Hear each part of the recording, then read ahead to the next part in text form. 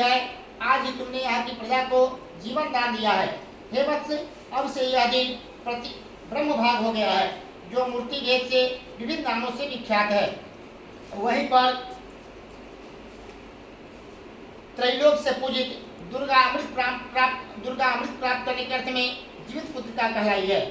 सो इस तिथि को जो स्त्रियां उस जीवित पुत्रिका की और उसकी आकृति बनाकर तुम्हारी पूजा करेगी, तो दिनों दिन उसका सौभाग्य बढ़ेगा और वंश की भी बढ़ती होती रहेगी।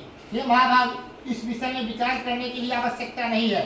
हे राजन, सप्तमी से रहित और उदया तिथि की अष्टमी को व्रत करे, यानी सप्तमी विध अष्टमी जिस दिन हो उस दिन व्रत न कर शुद्ध अष्टमी को व्रत करे और नवमी में व्रत का पारण करे।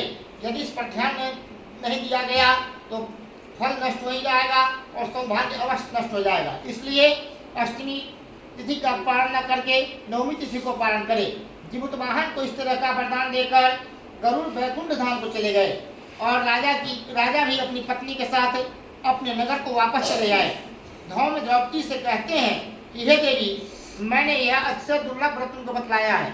इस व्रत को करने से बच्चे दीर्घायु होते हैं। हे देवी, तुम भी पूर्वोक्त विधि से यह व्रत करो और दुर्गा जी का पूजन करो, तो तुम्हें अभिलषित फल प्राप्त होगा।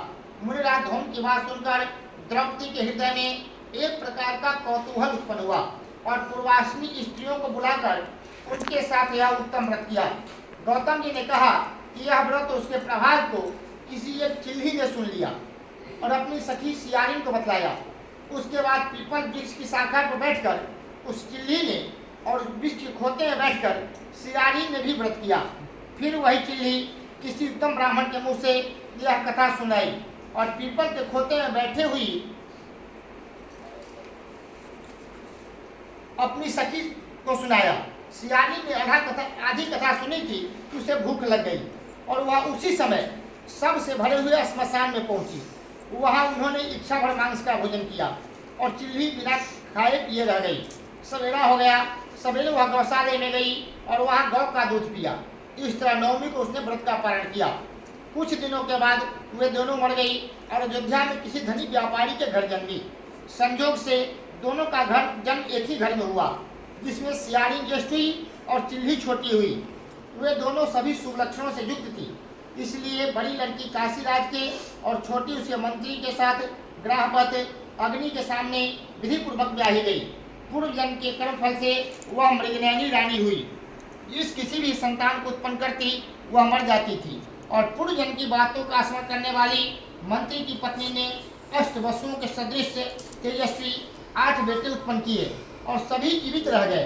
अपनी बहन के पुत्रों को जीवित देखकर ईर्ष्यावश राजपत्नी ने अपने स्वामी से कहा, यदि आप मुझे जीवित रखना चाहते हो तो इस मंत्री के भी पुत्रों को उसी जगह भेज दो जहां मेरे बेटे गए हैं, अर्थात इन्हें मार डालो। यह सुनकर राजा ने उस मंत्री के पुत्रों को मारने के लिए कई प्रकार के उद्योग किए, पर मंत्री पत्नी ने जीवित पुत्रिका के पूर्ण बल से अपने बच्चे को बचा लिया। एक दिन राजा ने अपने आदमियों से उनके पुत्रों का सिर कटवाकर पिटारी में रखवाया और वह पिटारी उनकी माता मंत्री पत्नी के पास भेज दिया। किंतु वे 8 से बेशकीमती जवाहरात हो गए और भले चंगे 8 लड़के अपनी माता के पास वापस चले आए। उनको जीवित देखकर राजपत्नी को बड़ा विस्मय हुआ। अंत में वह मंत्री की पत्नी के पास आई और उनसे पूछा, बहन, तुमने कौन सा आशा पूर्ण किया है जिससे बार बार मारे जाने पर भी तुम्हारे बेटे नहीं मरते? इस पर मंत्री की पत्नी ने कहा कि पूर्व जन्म में चिल्ही थी और तुम सियारिन, हम दोनों ने व्रत किया था। तुमने व्रत के नियमों का भली भांति पालन नहीं किया था और मैंने किया था। इसी दोष से बाद तुम्हारे बेटे नहीं जीते हैं। ओ राजरानी, तुम उस जीवित पुत्रिका की व्रत करो, तुम्हारे बेटे दीर्घायु होंगे। मैं तुमसे सच कह रही हूँ। उनके कथनानुसार रानी ने व्रत किया, तभी से उनके कई बेटे सुंदर और दीर्घायु होकर बड़े बड़े राजा हुए। सूजी कहते हैं कि सब प्रकार का आनंद देने वाला मैंने अजीब व्रत बतलाया है। स्त्रियां चिरंजीवी संतान चाहती हो तो विधि पूर्वक यह व्रत करे। इति स्कंदपुराणेवा खंडे भगवान श्री जीवित पुत्र कथा समाप्ता। इदं संपदभष्टंच मात्राणं भवेत् तस्रां क्षमतां देवा प्रसीदा परमेश्वरः। पापोऽहं पापकामहं पापात्मं पापसंभवः त्राहि मां पुंडरीकाक्ष सर्वपापहरो भवः। एक बार प्रेम से बोलिए भगवान की जय।